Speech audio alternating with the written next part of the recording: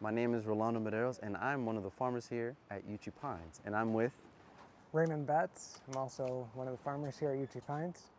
and today we're going to be talking about strawberries. Yes, yes, yes. So, Brother Raymond, I'm seeing some things popping out of the strawberries, like let's see, Like this right here. that. What is that? So these are runners, Okay. and you'll actually see they're like little strawberry plants. You can see the roots on the bottom of them. Okay. And these are what you can use to start new strawberries. In fact, right here you'll see actually a plant that's already probably got some roots on it because we put a pot underneath it, and so it will naturally start to put down roots. I've seen some of these down on the sides, and they'll put the roots in where they're on soil. And you then can get a separate strawberry plant by just cutting the kind of its own umbilical cord, you might say. And then you'll have your own strawberry plant. That's awesome. So you're telling me this is a method that we can get more strawberries, fruit strawberries? Yeah. That's awesome. So do you know how we can develop these roots? If we were just to cut this off and it's not rooted? Right. Yeah, what you can do is you can actually put it in water. And you'll see here on the bottom of the runners, there's some roots. You see those there? Yeah, I see that. And they're just kind of like nubbins right now. They haven't grown too much, but these can take off. What you can do is you can put the plant in water, and you just want the base of it in water. Otherwise, if you have it up too high, the plant might rot or get disease. And it takes about a week and a half in water, and they'll start to grow some roots. And then you can put that into a pot, keep it in the shade, and hopefully it will take off and give you a strawberry plant that you can plant into your field. Wow, look at that. So if you get, so it sounds like to me, if you get like 10, let's say you had 10 strawberry plants, they send out runners, maybe 2 or 3 runners per plant, potentially you can get maybe double that. Yeah, you could double them. Now they won't all take. If you potentially, you might lose some, but you should get some. And doing the pot method is probably a more sure method. I don't know that 100% of these will always take either, but it gives you another way you can propagate strawberries yourself. And I don't know, have you noticed any strawberries here? I've noticed quite a bit of strawberries. Wow, look at that. Big and juicy, pesticide free. Wow, that's beautiful. They look better. Good. Look better than the ones at the store.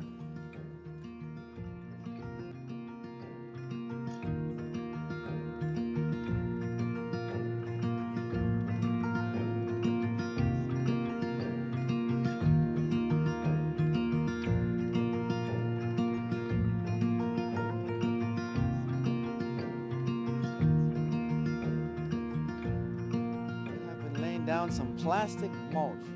This is a very important and vital step in our operations here because laying this down does several things. Pardon the wind, but what this does is helps prevent weeds, right? If this was not down, let's say for example we had this nice and bare, you know, the bed looks pretty nice, right? But give it a few weeks, give it a week or two and some rain, this thing will be full of weeds, and this is not good.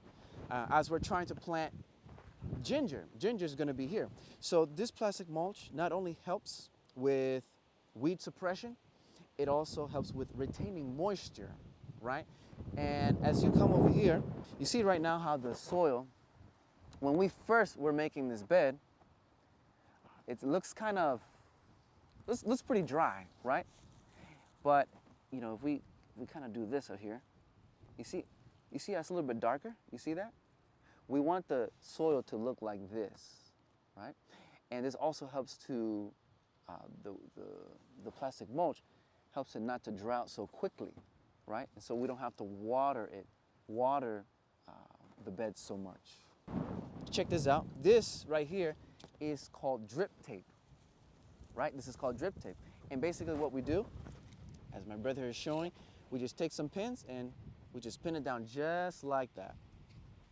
That way, one, when we are laying down the plastic mulch, it does not just flap everywhere, because eventually we'll be making holes with a torch, or we'll probably use a knife.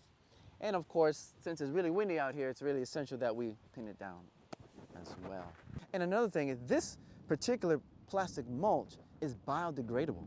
So over time, the sun will break up this plastic and we can leave it in the soil. That way, when we come next season and till up the ground or do some work here, we don't have to worry about plastic being left in the field, which is just not a pretty sight. It's not good for our practices here. So, in this case, we're laying it by hand, but sometimes we'll actually lay it with machine.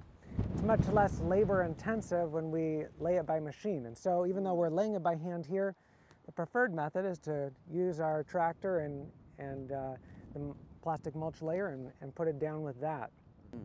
Right, yeah, thank you for mentioning that, because like my brother here said, that's the preferred method because it lays this and the drip tape down at the same time. And the third function is that it does this. What we're doing by hand now is we're taking the shovel, right?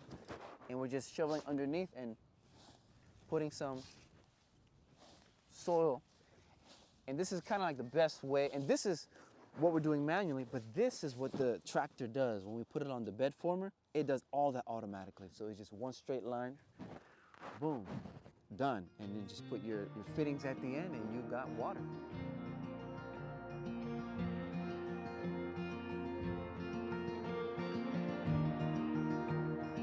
Thank you for joining us today. We'll see you in the next one.